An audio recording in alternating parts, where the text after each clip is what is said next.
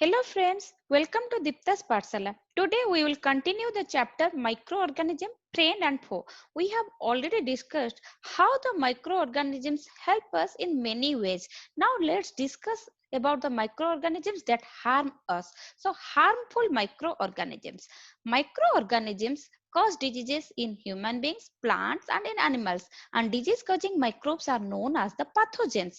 So disease that spread from an infected person to a healthy person is known as communicable disease. And for example, cholera, common cold, chickenpox, measles, tuberculosis, etc. So the diseases can be transmitted by air, water, food, physical contact, or some of the carriers like dogs, flies, and mosquitoes. The flies, they generally sit in the garbages, in the waste materials, and when they sit in the uncovered food that we eat, then they transmit that pathogen to our food, and if eaten by someone, they will get the disease. Mosquitoes also spread so many different kind of diseases, for example, malaria and dengue. Female Anopheles mosquito spreads the malaria, whereas the Aedes mosquito spreads dengue. So we should take care in our neighborhood. Water should not be collected in any place, maybe it a tire or coconut shell or in a water clogged drain. So we should take care that water should not be collected so that in a dry and clean atmosphere mosquitoes cannot breed. Now let's discuss about some of the common human diseases which are transmitted by air, water or food.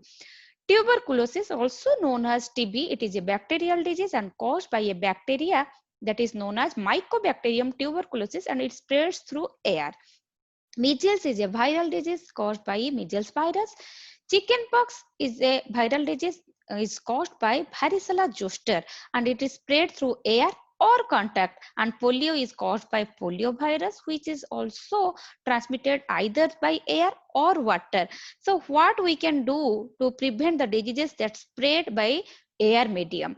So suppose we are sneezing, that droplets are coming in the air, and if a healthy person will breathe or inhale that droplets, then they may get infected. So the infected person, while we will sneeze, or then that time we should cover our face, we should cover, and we should use tissue paper while spitting or cleaning the mucus and throw it in a covered bin after its use. And the infected person should be kept in isolation, and the healthy person should not use any belongings of the infected person. And we should maintain hygiene, and what we can do, we can take vaccine in proper age so that we can avoid such kind of diseases. Next comes cholera. Cholera is a bacterial disease caused by Vibrio cholera. Vibrio means a bacteria that is comma shaped, and typhoid is also a bacterial disease which is caused by Salmonella typhi, and they are transmitted by water. Cholera is also transmitted by food. So what we can do when the disease are transmitted by water, how to prevent them? Now we should maintain personal hygiene, and we should obtain good sanitary habits.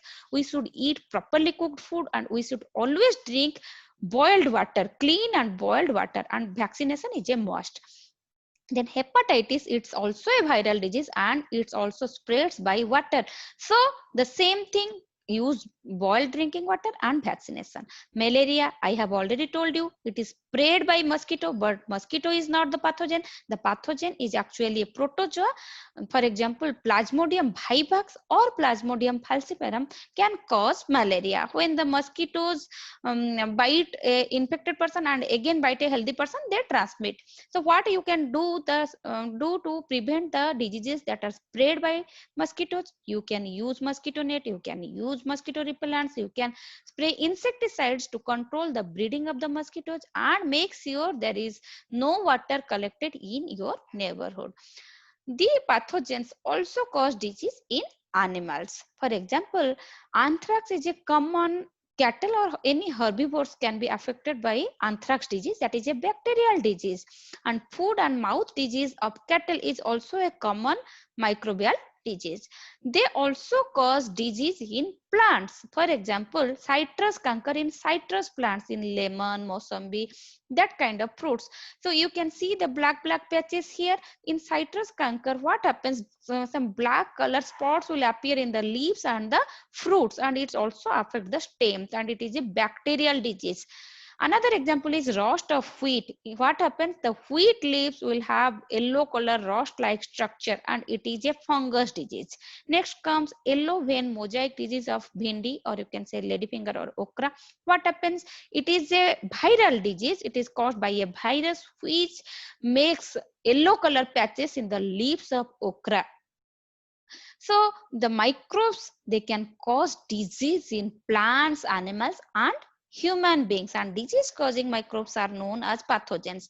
These microbes also spoil our food. Sometimes what they do, they grow in our food, they spoil it, they they secrete some toxic material in our food material, and it emits bad odor, and taste also changes. And if eaten by any person, that wasted food, spoiled food, if eaten by any person, it causes food poisoning. It may lead to abdominal pain, diarrhea, fever, or nausea or vomiting. And sometimes in extreme condition, it may cause to the death of that person. So we should take care so that the food will not be spoiled by the microorganisms. We can follow some of the food preservation methods so that we can keep the food for a long time, and we can check the microbial growth. So what are the food preservation methods?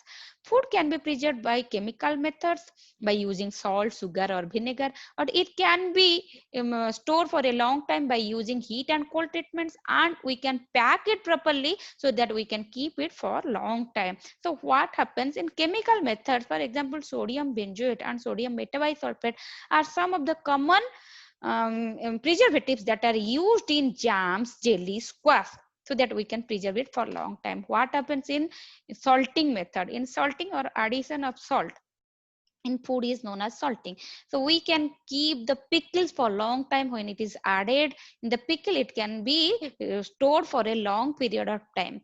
And we can also use the salt for dry mango, amla, tamarind, and we can also store the fish and meat by this method. When we add dry salt in the fish, it can be stored for a long time. Similarly, sugar is also used in different kinds of foods, for example, jam, jelly, squash. When we add lots of sugar in it, it reduces the moisture content so that the microbes cannot grow in it, and we can store it. Next comes oil. In oil also we can preserve the pickles, some of the vegetables, and along with oil also we sometimes add vinegar or acetic acid. In such an environment, the microbes cannot grow and the food can be preserved. Next comes vinegar. In vinegar, so many different kinds of vegetables and fruits, we can store it for long time. Meat also, fish also, we can store it for long time. Next comes heat and cold method. For example, we can boil the milk. When we are boiling milk, that time so many microorganisms will be killed, so that we can use it and it will be microorganism free. Next comes when we purchase so many vegetables and fruits from the market, we can store it in the refrigerator. So in a cold condition, we can keep it for a long time. And the cooked food also can be stored in the refrigerator for 2 or more days. Next comes, I have a question. When we are bringing packets of milk packets which are available in the market, these are coming from a long distance. But why it is fresh? Why it is not spoiled by the bacteria? Yes, because it is pasteurized milk. So the milk which we obtain by the method of pasteurization is called as pasteurized milk. So what is pasteurization? Pasteurization is a method. It is invented by one scientist known as Louis Pasteur. What happens in this method? The fresh milk is heated at 70 degrees Celsius temperature, very high temperature, for about 15 to 30 seconds. Just after heating, it is chilled again, and just after chilling or cooling it, they are packed quickly so that we can check the microorganism growth inside it, so that we can keep it for 2 or 3 days. Next comes proper packaging. When the food will be packaged properly, we can keep the freshness for a long time. There are so many different methods for packaging. You can use tins, cans, we can use plastic bottles, we can use cardboard covers to store different kinds of food. Here you see, when we talk about one potato chips or kurkure packet, you see that packet is pop up, some air is there. That air is nothing but nitrogen gas. Sometimes we use nitrogen gas, and nitrogen gas is utilized to maintain the freshness and crispiness of the food for a long time. Another good method is vacuum packaging. What happens in this method? We discard or remove all the air from that packet so that the microorganisms cannot grow inside it. So by proper packaging also, we can keep the food material for long period of time. Now let's discuss about nitrogen cycle. So what is nitrogen cycle? Nitrogen cycle is the process by which the atmospheric nitrogen, means the nitrogen present in the atmosphere, it is fixed in the soil and utilized by the organisms, and again it is released back to the atmosphere, means from the atmosphere it comes to the earth, again from the earth it goes back to the atmosphere. It happens in a cyclical manner. That's why it is known as nitrogen cycle. Let's understand this process by a diagram. So we know that atmosphere is the source house of nitrogen, and nitrogen is the main part of nucleic acid, proteins, etc. And we cannot use nitrogen directly. Okay, so what happens at first, the nitrogen which is present in the atmosphere get fixed in the soil. How? The some of the nitrogen fixing bacteria, example rhizobium, which are present in the root nodules of leguminous plants, they trap the atmospheric nitrogen and mix it in the soil. And some of the bacteria, some of the algae, for example blue green algae, example nostoc, Anabaena oscillatoria, they also trap the atmospheric nitrogen and mix it in the soil. And again there are some bacteria present in the soil, they convert it into nitrogenous compounds, for example nitrite and nitrate. Okay, so these bacteria are called as nitrifying bacteria, and the method is nitrification. Another method of nitrogen fixation, what happens during lightning? The nitrogen in the atmosphere reacts with oxygen and forms nitrogenous compounds, and through the rainwater that nitrogen compounds come to the soil. Okay, so now in two ways, by nitrogen fixation by blue green algae or bacteria, or by the method of lightning by rainwater, it comes, atmospheric nitrogen comes to the soil. And when it converts into nitrate, nitrates can be easily utilized by the plants. So the atmospheric nitrogen is now fixed in the plants. The sorry, the herbivores eat the plants, and so that they enter to the herbivores body. Again we depend on the herbivores and it comes to our body.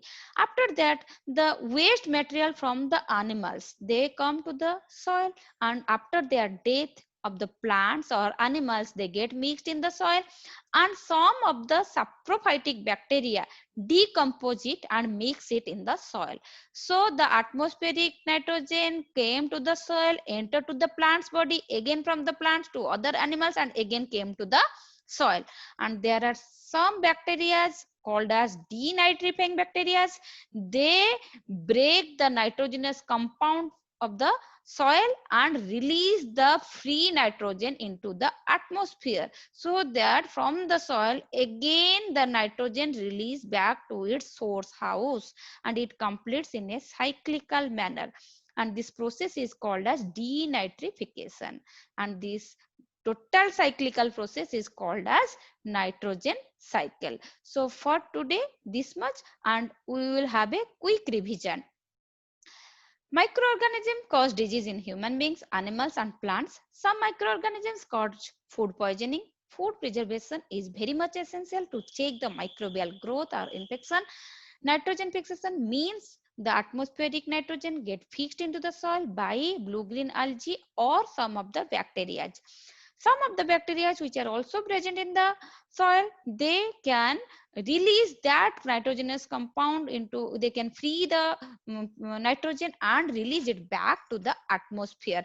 They are called as denitrifying bacteria. The process is known as denitrification. Hope you enjoyed this video. If you are having any doubt, please write it in the comment section, and don't forget to like, subscribe and share to my channel.